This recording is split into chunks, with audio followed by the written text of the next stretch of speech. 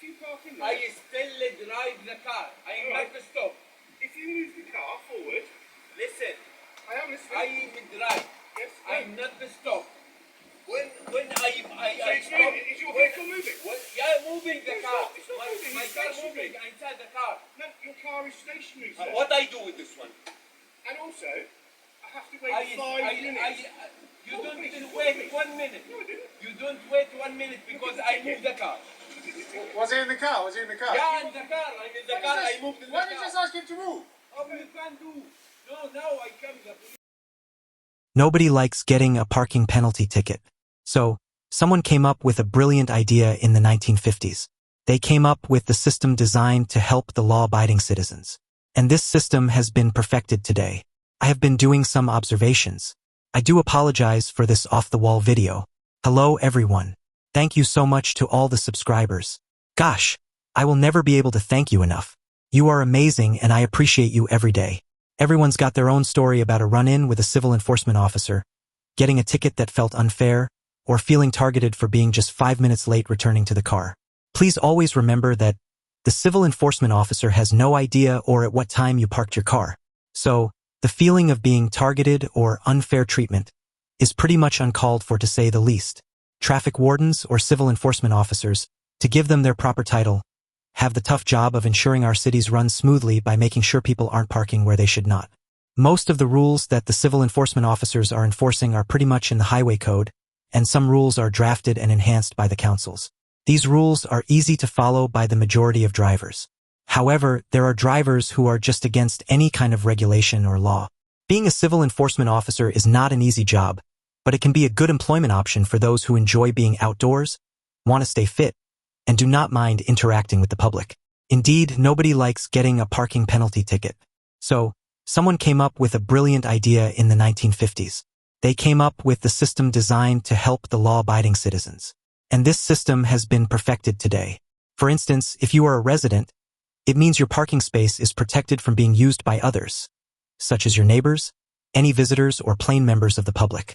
If someone takes your space or parks on resident-only street, there will be consequences. There will be a penalty charge. Let us continue. While it is true that statistically, black people are overrepresented in violent crime statistics in England, this is not inherently because of their race. Instead, it is largely due to the socioeconomic challenges that many black communities face. This is not an excuse, but rather an explanation of the systemic issues at play. I have witnessed quite a number of black people again and again overly aggressive even when they are in the wrong. For instance, you can find that this man or woman has not paid for a parking ticket, and yet she or he is still very shamelessly rude, arrogant, calling names and feeling entitled. This behavior is shocking to say the least. Many Caucasians, on the other hand, will acknowledge the unfortunate mistake with painful regret. That said, indeed, aggressive behavior can be observed in individuals from all racial backgrounds, particularly in communities facing similar socioeconomic hardships. Wealthier communities or individuals are generally less likely to commit violent crimes, which often excludes black people due to historical and systemic inequalities. That said, there is a great number of comfortable and balanced black folks out there who observe peace and rules of the land. It's also possible that some people harbor anger towards individuals of other races due to past experiences with racism, leading to unconscious biases. However, this should not be taken as a generalization against any group. It's important to note that aggression is not limited to interactions between black and white people. Interracial aggression also occurs, and I have witnessed this in real life. I reiterate, this is my observation over time.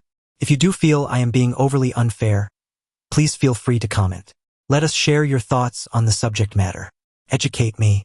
Let continue. London issues a high number of penalty charge notices annually. For example, in 2023, the London Borough of Newham issued over 257,000 penalty charge notices, which is significantly higher than many other councils across the UK. London has a robust system for enforcement and appeals. If motorists believe they have wrongly received a penalty charge notice, they can appeal to the local authority and, if unsatisfied, to an independent adjudicator at London tribunals. London has unique parking restrictions, such as the prohibition of pavement parking, which is not enforced in many other areas of England. The income from PCNs in London is used to fund essential traffic and parking services, with any surplus invested in transport projects like the Freedom Pass concessionary travel scheme for older and disabled Londoners. The enforcement of parking and traffic rules in London leads to positive behavior changes among road users, making the streets safer and reducing congestion and air pollution. In contrast, other cities may have less stringent enforcement, fewer penalty charge notices issued, and different parking restrictions. For example, councils in suburban and rural areas often issue fewer penalty charge notices and may focus more on off-street parking violations. A brief history: traffic wardens in London, officially known as civil enforcement officers, play a crucial role in maintaining order on the city's busy streets. Employed by local councils, they are responsible for enforcing parking regulations, issuing penalty charge notices for violations, and ensuring that vehicles are parked safely and legally. The role of traffic wardens in London has evolved over time. The first traffic wardens were introduced in 1960 and were initially employed by the police to enforce parking restrictions. Over the years, the responsibility shifted to local councils, and the enforcement process became decriminalized under the Road Traffic Act 1991. Civil enforcement officers also collaborate with the police to report incidents such as antisocial behavior or suspicious vehicles. While they don't have targets for issuing fines, they are required to follow specific guidelines, such as allowing a grace period after a parking ticket expires. A historical overview. The beginnings. In the 1950s, double yellow lines and parking meters were introduced in the UK to manage growing traffic levels.